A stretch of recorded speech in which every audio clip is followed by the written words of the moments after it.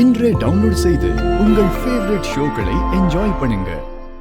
இந்த புவனா ரொம்ப ஆட்டம் காட்டினா, அதான் ஆத்திரம் தாங்காம அவளை போட்டு தள்ளுறதுக்கு முடிவு பண்ணி துப்பாக்கி எடுத்துட்டு போய் அவளை சுட போயிட்டோம்.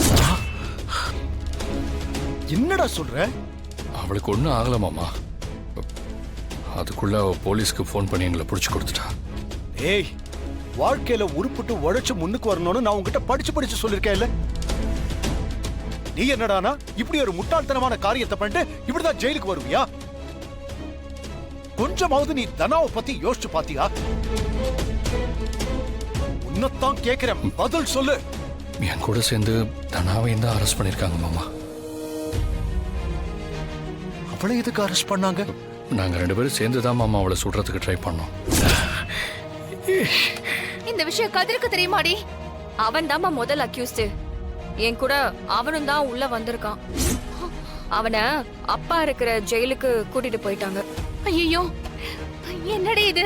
என்னடி சொல்ற? ஆமாமா, என்னை விட அவன் தான் அந்த புவனா மேல கொலை வெறியில இருக்கான். எங்க 2 பேரையும் சேர்த்து ஒன்னாதான் அரெஸ்ட் பண்ணாங்க. ஏய், உங்களுக்கு என்ன புத்தி கித்தி கெட்டு போயிடுச்சாடி?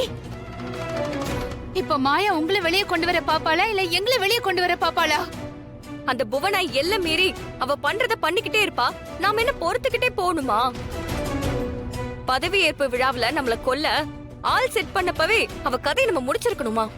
அப்ப விட்டாச்சு, அதான் பொறுத்துக்க முடியலமா. ஐயோ, நீ என்னதான் சொன்னாலும் என்னால ஏத்துக்க முடியாது தானா? ஏத்துக்க முடியாது. அம்மா கோச்சுக்காதம்மா, இங்க தனியாலாம் இருக்கீங்க. நானும் கூட இருந்தா பேச்சு துணைக்கு ஒரு ஆள் இருக்கும்ல. போடி போடி.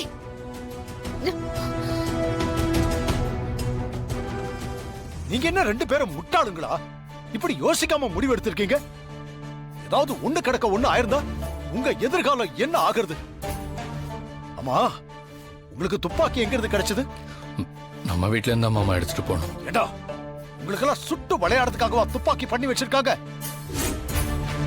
ஏடா, புவனாவுக்கு ஏதாவது ஆயிருந்தா நீங்க 2 பேரும் ஆயுள் தண்டனையை வாங்கிக்கிட்டு உள்ளேயே இருக்கலாம்னு முடிவு பண்ணிட்டீங்களா?